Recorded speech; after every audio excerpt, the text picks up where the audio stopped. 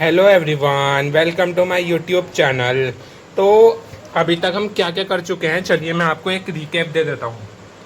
तो हमने स्टार्ट की थी फिजिकल एजुकेशन, जो कि क्लास 12th का एक सब्जेक्ट होता है, एडिशनल सब्जेक्ट। उसमें मैं फिजिकल एजुकेशन आप लोगों को करा रहा था, जिसमें मैं अभी तक फिजिकल एजुकेशन को आपको 2 लेक्चर करा चुका हूँ।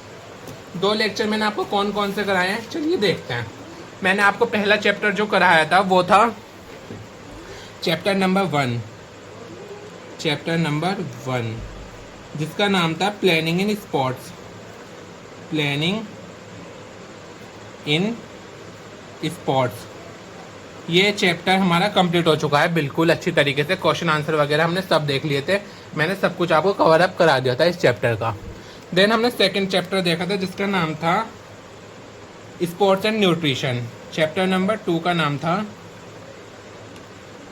Sports and nutrition. Sports and nutrition second chapter का ये नाम था। तो हमारा फर्स्ट चैप्टर कंप्लीट हो चुका है, सेकंड चैप्टर कंप्लीट हो चुका है, और आज से हम थर्ड चैप्टर स्टार्ट कर रहे होंगे, चैप्टर नंबर 3। चैप्टर नंबर 3 जिसका नाम है योगा एंड लाइफस्टाइल, जो कि मैंने ऊपर लिखा हुआ भी है, योगा एंड लाइफस्टाइल। तो आज से हम यही स्टार्ट कर रहे होंगे। तो चलिए देखते हैं योगा एंड लाइफस्टाइल में कितने लेक्चर लगेंगे, कितने टॉपिक्स हैं, सब कुछ मैं आपको दिखाने वाला हूँ। तो योगा एंड लाइफस्टाइल को हम टोटल 6 लेक्चर में कंप्लीट कर रहे होंगे। 6 लेक्चर में कंप्लीट हो जाएगा, फिर एडिशनल 2 लेक्चर और लूँगा, जिसमें मैं क्वेश्चन आंसर कराऊंगा, यानी कि 8 लेक्चर लगेंगे इस चैप्टर को कंप्लीट होने में। तो लेक्चर नंबर 1, सबसे पहले आप देखो चैप्टर नंबर 3 का लेक्चर नंबर 1 दिख रहा है ना आप लोगों को। मैं एक बार ऊपर कर देता हूँ, रुकिए। लेक्चर नंबर 1, लेक्चर नंबर 1 हम कराएंगे आसन। उसमें हम देखेंगे आसन क्या होता है, योगा में आसन होता है ना, या आसन क्या होता है, वही टॉपिक होगा हमारा। आसन as preventive measures. Preventive measures सबसे पहले हम यही करा रहे होंगे, ठीक है। तो अभी हम लेक्चर नंबर 1 ही स्टार्ट करेंगे। देन हम लेक्चर नंबर 2, लेक्चर नंबर 2 में क्या देखेंगे, ओबेसिटी। ओबेसिटी की मोटापा क्या होता है, वही देखने वाले हैं हम। लेक्चर नंबर 3 में हम देखेंगे, लेक्चर नंबर 3 में हम देखेंगे डायबिटीज़, यानी कि शुगर क्या होती है। मतलब थोड़ा आसान चैप्टर है, इतना ज़्यादा तो मैं दिमाग नहीं लगाना पड़ेगा इस चैप्टर में। लेक्चर नंबर 4, उसमें आप लोगों को करना होगा अस्थमा। अस्थमा सुना होगा ना नाम, रेस्पिरेटरी डिसीज है, वही यहाँ पर डिस्कस करेंगे। लेक्चर नंबर 5 में हम देखेंगे हाइपर टेंशन। हाइपर टेंशन क्या होती है, हाइपर टेंशन होता क्या है, यही कवर अप कर रहे होंगे हम। लेक्चर नंबर 6 में हम कर रहे होंगे बैक पेन, कमर का दर्द क्या होता है। तो ये आज हम करेंगे फर्स्ट लेक्चर कंप्लीट अपना, ठीक है ना। इसके बाद हम थोड़ा थोड़ा करके इस चैप्टर को कंप्लीट करा देंगे। लेक्चर नंबर 7 और 8 में मैं करूँगा क्वेश्चन आंसर। तो चलिए करें स्टार्ट। अब हम देखेंगे इसका फर्स्ट लेक्चर, जिसमें मैं आपको करा रहूँगा कि आसन क्या होता है, ये सब चीज़ें, ठीक है ना। तो चलिए आप लोगों को दिख रहा है अच्छा खासा तरीके से, ये बताओ मुझे पहले। तो चलिए हेडिंग डालो, प्यारी प्यारी सी प्रिट्टी सी हेडिंग डालो। योगा एंड लाइफस्टाइल कर रहे होंगे हम सबसे पहले, उसके बाद हम देखेंगे आसन क्या होता है। सबसे पहले हेडिंग डालो, फर्स्ट टॉपिक हम लोगों का। नोट्स बना रहे हो साथ में बना लो, वरना तो आप मेरे नोट भी ले सकते हो।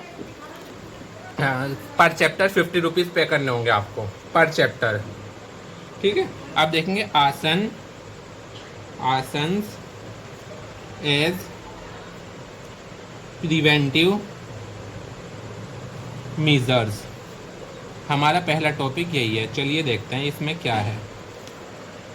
आसन एज प्रिवेंटिव मेजर्स, करें इसको अकॉर्डिंग टू पतंजलि। देखो अब आसन का नाम आया तो सबसे पहले लिखो एक definition, according to Patanjali. According to Patanjali, Patanjali के अकॉर्डिंग आसन मीन्स, आसन का मतलब क्या होता है, आसन मीन्स स्थिरम सुखम आसनम। स्थिरम सुखम आसनम।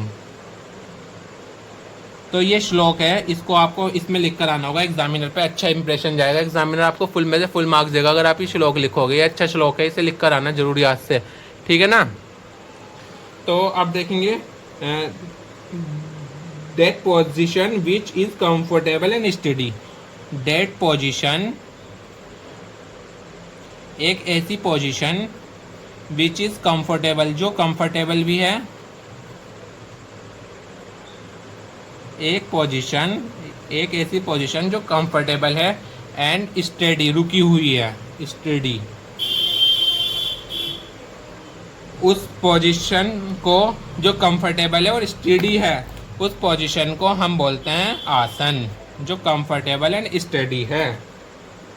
या फिर आप लिख सकते हो to sit in a comfortable position.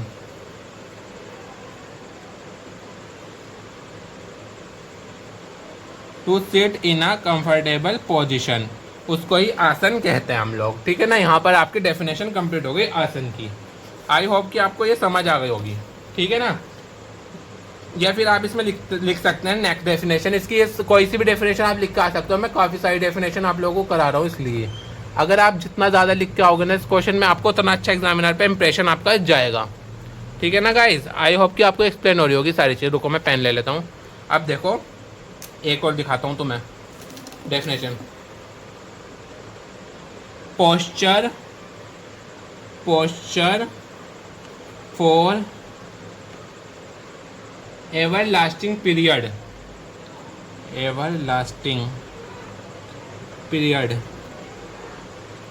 Is called आसन।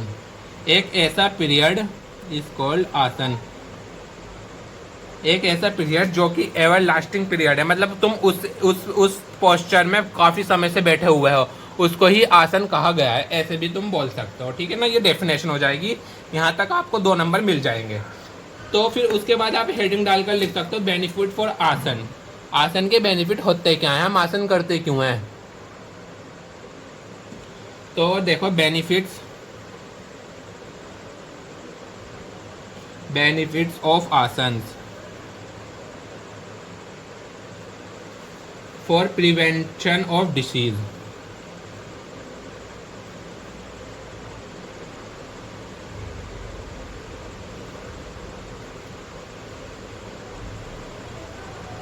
तो आसन के वो कौन से बेनिफिट्स हैं जिससे हम डिसीज से बच सकते हैं, वे ही हमें यहाँ पर बेनिफिट्स पढ़ने होंगे। तो चलिए मैं एक करके आपको बेनिफिट्स लिखवाता हूँ। तो चलिए स्टार्ट करें बेनिफिट्स लिखना हम लोग। तो चलो आ जाओ। पहला बेनिफिट है bones and joint become strong. Bones and joints become strong. आपके जो हड्डियां हैं और आपके जो जोड़ हैं वे स्ट्रॉन्ग हो जाएंगे। आपको दिख रहा है ना ब्लू वो येलो पेन, नहीं दिख रहा है तो मैं पेन चेंज कर लूँगा, बता दो मुझे। अभी नहीं दिख रहा है ना, तो चलिए पेन चेंज करते हैं। वैसे आपको इतना समझ आ गया होगा ना, बोन्स एंड जॉइंट्स हैं वो आपके स्ट्रॉन्ग बनेंगे आसन करने से। मसल बिकम स्ट्रॉन्ग, जो आपकी मसल्स हैं वो भी स्ट्रॉन्ग होंगी। मसल्स बिकम, आपकी मसल्स भी स्ट्रॉन्ग हो जाएंगी आसन करने से, ठीक है। अब देखेंगे हम थर्ड पॉइंट हमारा, circulation of blood becomes normal. Circulation of blood become normal. आपका जो ब्लड सर्कुलेशन है वो नॉर्मल रहेगा, ना ज़्यादा होएगा ब्लड प्रेशर ना कम होएगा। आपका ब्लड एक फिक्स अमाउंट में भागेगा आपकी बॉडी में, ठीक है। ये वाला पॉइंट आपको समझ आ गया होगा। तो आपको इसी तरीके से लिख करना है। अगर आपके पास कभी भी आसन से रिलेटेड क्वेश्चन आए, पहले लिखना आसन के डेफिनेशन में से कोई सी भी है सारी लिख देना, फिर उसके बाद बेनिफिट्स तो आसन लिख देना। इस तरीके से अपने पास से बना के लिखा जाता है। जब मैं अपने टाइम पे था ना, तो जैसे मैं आपको पढ़ाता हूँ ऐसा कोई नहीं पढ़ाता था हम लोगों को, हम सारा अपने वर्ड्स में बनाकर लिख आते थे। जब भी तो मैं तुम्हें इतने अच्छे नोट्स प्रोवाइड करा रहा हूँ। अब आपके लिए सब काम ईजी हो गया है जब से AI आई है। Respiratory organs become efficient. आपकी सांस लेने की क्षमता बढ़ेगी। रेस्पिरेटरी, आपकी सांस लेने की क्षमता बढ़ेगी। ऑर्गन्स बिकम एफिशिएंट, आपको सांस अच्छे से आएगा, आपकी सांस की जो भी दिक्कत है वो दूर होएगी। तो ये वाला पॉइंट भी आप लिख सकते हो। 4 पॉइंट आपके बेनिफिट्स के हो गए। अब देखेंगे हम फिफ्थ पॉइंट बेनिफिट का। आओ जल्दी से बताता हूँ फिफ्थ पॉइंट में क्या लिख सकते हो आप। Digestive efficiency of digestive system, efficiency of digestive system increases. आपकी जो डाइजेस्टिव सिस्टम है वो उसकी एफिशिएंसी डाइजेस्ट करने को, खाने को जल्दी से डाइजेस्ट करेगा, ठीक है ना। इस तरीके से आप लिख सकते हैं। नेक्स्ट पॉइंट, सिक्स पॉइंट में देखिए, six point nervous system strength. Nervous system, आपका जो नर्वस सिस्टम होगा ये वो भी आपका बढ़ जाएगा। आपके न्यूरॉन्स जल्दी काम करेंगे, अच्छा काम करेंगे न्यूरॉन्स, ठीक है ना। इस तरीके से आपके 6 बेनिफिट्स हो गए। अब देखते हैं हम 7वां बेनिफिट, वो नेक्स्ट पेज पे देखेंगे हम। 7th बेनिफिट मैं आपको कराता हूँ। 7th बेनिफिट क्या होएगा, चलिए देखते हैं। Benefit number 7, glandular activity is stimulated and regulated properly. Glandular activity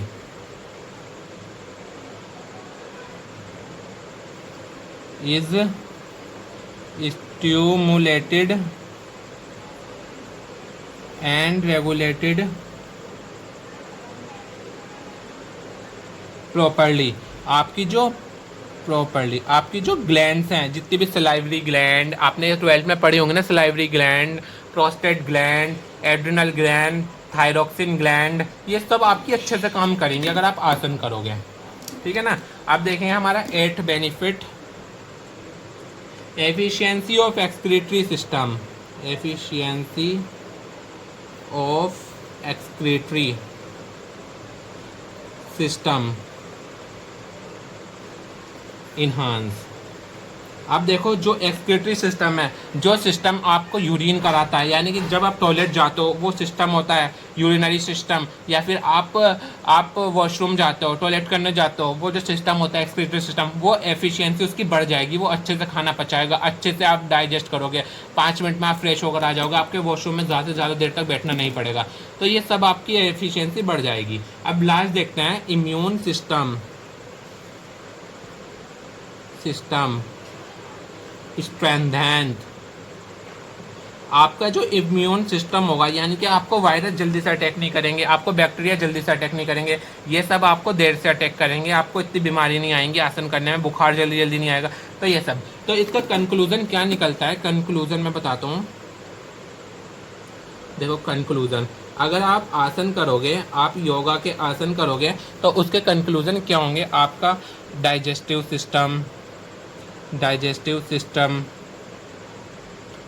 system increase हो जाएगा, मतलब बड़ा नहीं होने का, एफिशिएंसी उसकी बढ़ जाएगी। एक्सक्रीटरी सिस्टम की एफिशिएंसी बढ़ जाएगी। एक्सक्रीटरी सिस्टम की जितने भी आपने बायोलॉजी में सिस्टम पढ़े हैं ना, वो सारे इंक्रीज हो जाएगी उनकी efficiency. Excretory, digestive, respiratory system, और कौन सा था, सर्कुलेटरी सिस्टम। तो इन सब की एफिशिएंसी बढ़ जाएगी। अगर आपको कुछ लिखना भी नहीं आ रहा ना, तो आप ये 4 पॉइंट लिख जाना, सिस्टम इंक्रीजेज। तो आपका ये वाला फर्स्ट टॉपिक यहीं कंप्लीट हो गया है। तो चलिए मिलते हैं नेक्स्ट वाले लेक्चर में, जिसमें हम करेंगे ओबेसिटी। नोट्स के लिए मुझे डीएम कर सकते हो आप, जो कि मेरे डीएम आप कहाँ करोगे, मेरी इंस्टाग्राम की आईडी है @crazy4bigboss, इस पर आप जाकर मुझे डीएम कर सकते हो। आपको नोट्स प्रोवाइड करा दूंगा बिग बॉस, ये मेरी आईडी है। पर चैप्टर आपको 50 रुपीज़ पे करना होगा, 50 रुपीज़ पे करना होगा। लेकिन मैं इतनी गारंटी देता हूँ, मेरे नोट्स के बाहर से कुछ नहीं आएगा, सब कुछ नोट्स के अंदर से ही आएगा। लास्ट ईयर का फाइन आर्ट का क्वेश्चन पेपर उठा सकते हो, सब कुछ मेरे नोट्स के अंदर से था, कुछ भी बाहर नहीं आया था। ओवरऑल सब कुछ नोट्स से आने वाला, ओवरऑल क्वेश्चन आपके नोट्स से फंसेंगे, कुछ भी बाहर नहीं आएगा, ठीक है ना। चलिए मिलते हैं नेक्स्ट वीडियो में, जब तक के लिए मेरे चैनल को सब्सक्राइब कराओ, अपने दोस्तों से लाइक करो, शेयर करो वीडियोस को ज़्यादा से ज़्यादा, और अमेजिंग सा कमेंट छोड़कर जाना कि अच्छा पढ़ाया सर आपने, या जो भी आप अपने मन की भावना शेयर कर सकते हो मुझसे। चलिए मिलते हैं नेक्स्ट वीडियो में, बाय बाय।